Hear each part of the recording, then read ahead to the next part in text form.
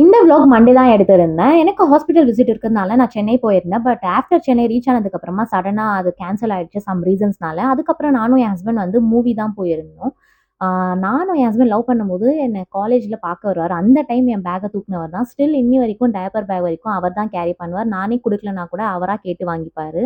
நான் எப்போ மூவி பார்க்க தியேட்டர் போனாலும் வந்து மோஸ்ட்லி ஸ்நாக்ஸ்லாம் சாப்பிடவே மாட்டேன். பிகாஸ் எனக்கு பாப்கார்ன், மசாலா பாப்கார்ன்லாம் சுத்தமா பிடிக்காது. அன்னைக்குன்னு பார்த்து என் ஹஸ்பண்ட்ட வந்து ஜூஸ் வாங்கிட்டு வர சொல்லியிருந்தேன். என் ஹஸ்பண்ட்ட என்ன கெட்ட பழக்கம்னா வந்து சாப்பாடு விஷயத்துல காசுலாம் பார்க்கவே மாட்டாரு. எவ்வளோ இருந்தாலும் வாங்கிட்டு வந்துருவாரு. Just 125 ML juice, mango juice வந்து ₹200. அந்த ஃப்ரெஞ்ச் ஃப்ரைஸ் வந்து 200. அதுக்கேத்த குவான்டிட்டியும் இல்ல. பெரிய பெரிய ஃப்ரெஞ்ச் ஃப்ரைஸ் கேட்டா நம்ம கையிலேயே மசாலா குடுத்து மிக்ஸ் பண்ணிக்க சொல்றாங்க. S2 சினிமாஸ் தான் நான் வந்து மூவி பார்க்க போயிருந்தேன். அன்னைக்குன்னு பார்த்து மூவில வந்து அவ்வளோ பேர் யாரும் இல்லவே இல்ல. ஜஸ்ட் ஒரு 10 மெம்பர்ஸ் தான் இருந்திருப்பாங்க. ரொம்பவே எம்ப்டியா இருந்தது. எனக்கு சின்ன வயசுலேருந்து இப்போ வரைக்கும் ஹாரர் மூவிஸ்னா ரொம்பவே பிடிக்கும். எந்த லாங்குவேஜ்ல ஹாரர் மூவிஸ் வந்தாலும் நான் பார்த்துடுவேன். என் ஃபேஸ பார்த்தாலே தெரியும் ரொம்பவே டல்லா இருக்கும். அன்னைக்கு நான் மார்னிங் ரொம்ப சீக்கிரமா கிளம்பிட்டேன். அந்த டைம்ல தான் ஹரிபரில என் ஃபைல்ஸ் ஹாஸ்பிட்டல் ஃபைல்ஸ்லாம் வந்து என் பையனோட பேக்ல டயப்பர் பேக்ல போட்டு எடுத்துட்டு வந்துட்டேன். என் பையன கூட்டிட்டு வரல. அம்மா கிட்ட தான் விட்டுட்டு வந்திருந்தேன். அதுக்கப்புறமா நானும் என் ஹஸ்பண்டும் ஃபேவரைட் ஸ்பாட்டான சுக்குபாய் பிரியாணி போயிட்டு லஞ்ச் முடிச்சுட்டு, அதுக்கப்புறம் என் ஹஸ்பண்ட் என்ன ஸ்டேஷன்ல ட்ராப் பண்ணிட்டாரு. நெக்ஸ்ட் வ்ளாக்ல பார்க்கலாம். பாய்.